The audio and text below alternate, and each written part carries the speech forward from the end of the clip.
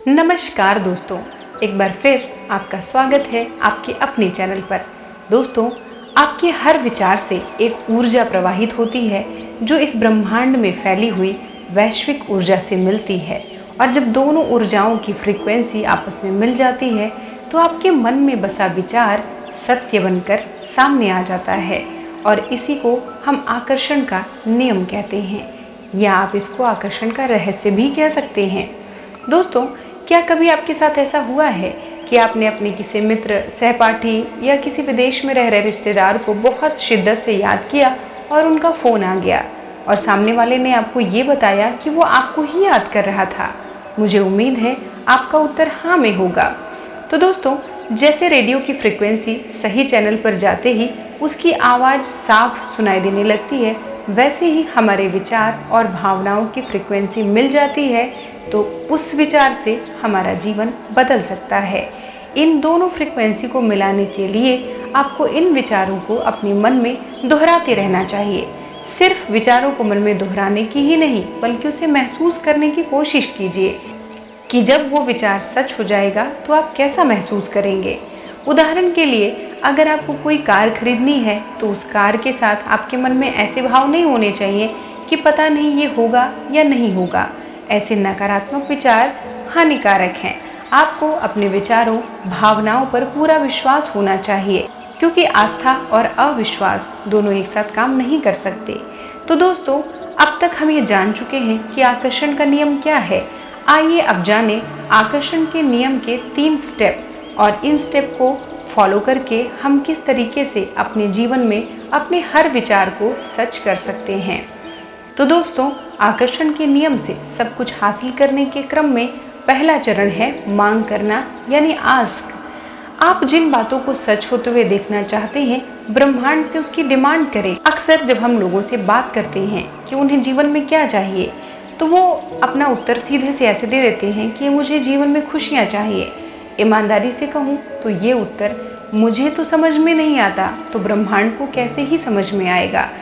दोस्तों, आपको अपने लक्ष्य को लेकर बहुत फोकस्ड रहना चाहिए। जैसे आपको कोई कार चाहिए तो आपको ये पता होना चाहिए कि वो कार किस ब्रांड की होनी चाहिए, किस मॉडल और किस कलर की चाहिए। हमारे अवचेतन मन को लॉजिक करना नहीं आता। हम उसे जो विचार देते हैं वो बस ये देखता है कि हम उसको कितना शिद्दत से चाहते हैं। आपकी समझ से वो कितना भी मुश्किल क्यों ना हो, आपका अवचेतन मन आपके उस विचार को जीवंत करने के लिए रास्ते बनाने लगता है। इसलिए अपने जीवन का कोई लक्ष्य निर्धारित करने से पहले आपको उसको साफ साफ खुद पहले अपने दिमाग में सोचना चाहिए। दोस्तों, आकर्षण के नियम से अपनी इच्छाओं को साकार करने के क्रम में दूसरा चरण है विश्वास करें, यानी बिलीव। विश्वास करें कि आपके सपने सच होंगे, और ज़रूर सच होंगे। अगर आप अपने लक्ष्य को कागज़ पर लिख लें तो आपके लिखे गए शब्दों में जान आ जाती है।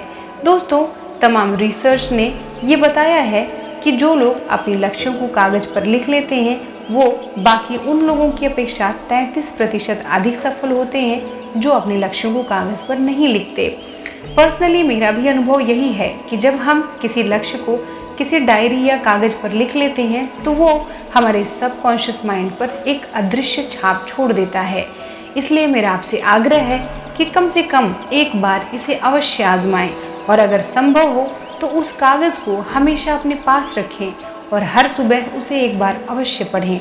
ऐसा करके आप अपने अवचेतन मन को ये याद दिलाते हैं कि उसे क्या करना है, और इस तरीके से आपका लक्ष्य बहुत गहराई से आपके माइंड में उतरता चला जाएगा और आकर्षण का नियम आपके लिए बहुत तेज़ी से काम करना शुरू कर देगा। दोस्तों, अब आगे बढ़ते हैं तीसरे और लास्ट स्टेप पर। हमेशा कृतज्ञ रहें। जिस प्रकार आप अगर एक छोटे से बच्चे द्वारा किए गए काम को अप्रिशिएट करते हैं तो अगली बार वो बच्चा बहुत खुशी के साथ, बहुत उत्साह के साथ उस काम को करना चाहता है। तो ये प्रकृति भी कुछ इसी तरह काम करती है। ब्रह्मांड का नियम है कि आप अगर किसी चीज़ के लिए इस यूनिवर्स के कृतज्ञ होंगे तो वो आपको उतना ही ज़्यादा वही चीज़ देता जाएगा।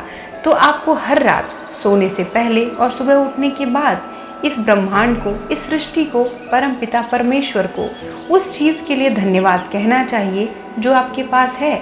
ऐसा करके आप उन्हें अपने जीवन में और खुशियाँ लाने के लिए प्रोत्साहित करते हैं। दोस्तों, अगर आप अपने जीवन में हमेशा उन कमियों के बारे में सोचते हैं जो आपके पास नहीं है, तो माफ़ करिए, आप अनजाने में ही खुद अपने जीवन में और अधिक कमियों को अपने जीवन में आकर्षित कर रहे हैं।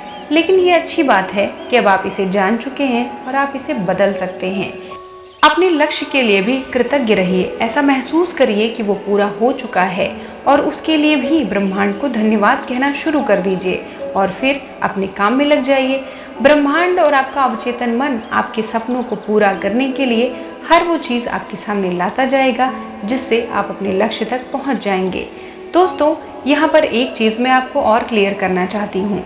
अगर आप यूनिवर्स या ब्रह्मांड शब्द के साथ कंफर्टेबल नहीं है, तो आप जिस भी परम सत्ता को मानते हैं, जिस पर विश्वास करते हैं, आप उनका नाम ले सकते हैं। यूनिवर्स शब्द का इस्तेमाल इसलिए किया जाता है कि इस संसार में अलग अलग धर्मों, अलग अलग विचारों को मानने वाले लोग निवास करते हैं। तो यूनिवर्स वो कॉमन शब्द है जिससे हर कोई कनेक्ट कर पाता है। अगर आप इस शब्द के साथ कंफर्टेबल नहीं हैं, तो आप अपने परम शक्तिशाली परमात्मा, जिन पर भी आप विश्वास करते हैं, तो आप उनको अपने मन में ग्रैटिट्यूड पे कर सकते हैं। और जहाँ जहाँ हम यूनिवर्स शब्द का इस्तेमाल करते हैं, वहाँ वहाँ आप अपने परमात्मा, अपने भगवान का नाम ले सकते हैं। इस वीडियो में बस यहीं तक। मिलते हैं किसी और वीडियो में किसी और टॉपिक के साथ। तब तक के लिए नमस्कार।